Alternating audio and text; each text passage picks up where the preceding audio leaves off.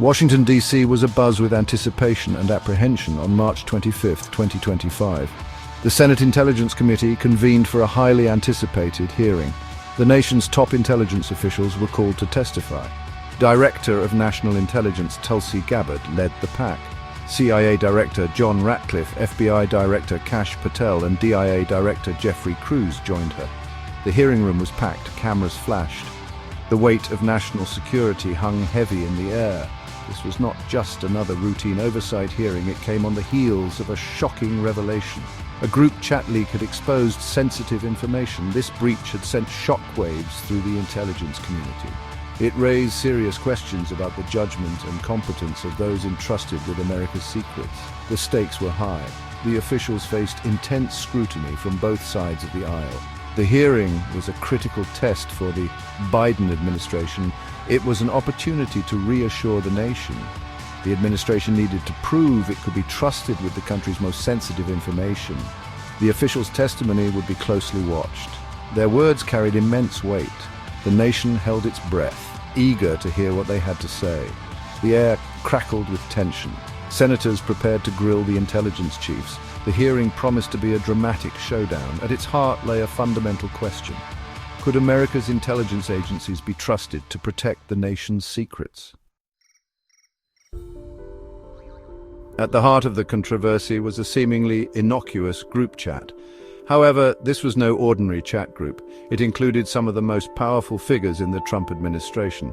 Vice President J.D. Vance, Defense Secretary Pete Hegseth, and National Security Advisor Michael Waltz were all members. Adding to the intrigue was the presence of Editor-in-Chief Jeffrey Goldberg. The group chat, hosted on the encrypted messaging app Signal, became a digital confessional for Trump's inner circle. Unbeknownst to them, their private conversations were about to become public knowledge. Details of U.S. war plans, specifically strikes against Houthi rebels in Yemen, were carelessly shared within the group. How this sensitive information landed in the hands of a journalist remains a point of contention. The leak sent shockwaves through Washington. Accusations flew, fingers were pointed. The incident raised serious concerns about the handling of classified information at the highest levels of government. The revelation that such sensitive discussions were taking place on a publicly available messaging app only amplified the outrage. Adding fuel to the fire was a 2023 Department of Defense memo. This memo explicitly stated that Signal was unauthorized for sharing non-public information. The memo served as a stark reminder of the lax security protocols within the Trump administration. It raised serious doubts about their commitment to safeguarding national secrets. The leaked war plans were a major embarrassment for the administration. The incident threatened to undermine their credibility on the world stage. Facing a barrage of questions, Director Gabbard and Director Ratcliffe maintained their innocence. They adamantly insisted that no classified information had been compromised in the group chat. Their defense hinged on the classification level of the shared information. They argued that while sensitive, the details did not constitute classified war plans. However, their explanations did little to quell the storm of criticism. Democrats were particularly scathing in their denunciation of the incident.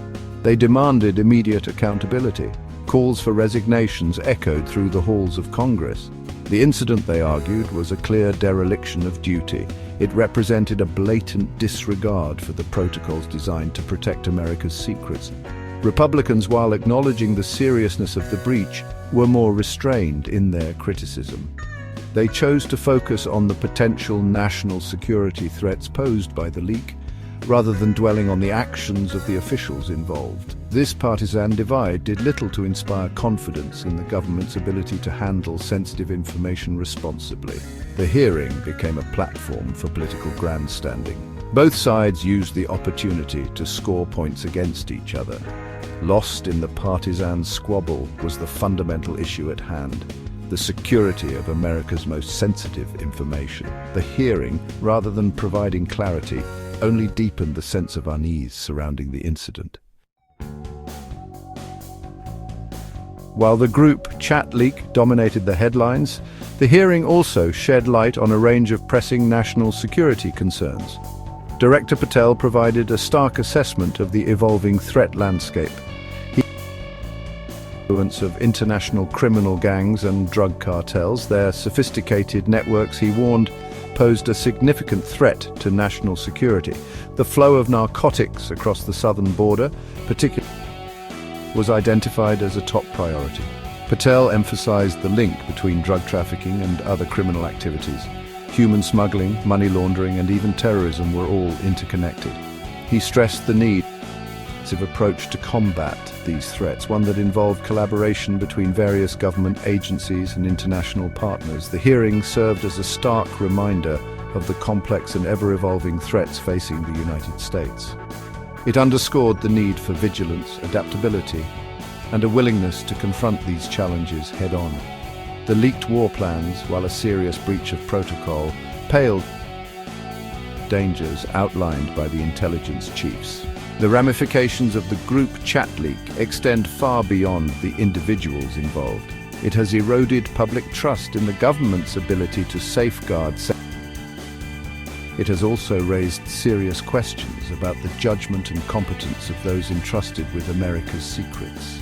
The incident serves as a cautionary tale, a stark reminder of the importance of cybersecurity vigilance in the digital age.